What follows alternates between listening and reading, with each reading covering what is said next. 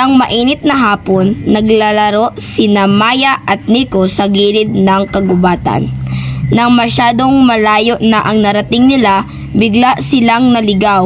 Nawala na ang pamilyar na daan pauwi. Natakot si Maya pero hinawakan ni Nico ang kamay niya. "Huwag kang matakot," sabi ni Nico. "Sama-sama tayo." Naglakad sila ng naglakad. Hawak ang mga kamay. Nakakita sila ng ibon, paru-paro at iba't ibang halaman. Nang dumilim na, nakarinig sila ng mga tunog ng mga hayop sa gubat. Mas lalong natakot si Maya pero pinatibay ni Nico ang loob niya. Sa wakas, nakakita sila ng isang maliit na ilaw sa di kalayuan. Isang bahay pala iyon ng isang matandang babae.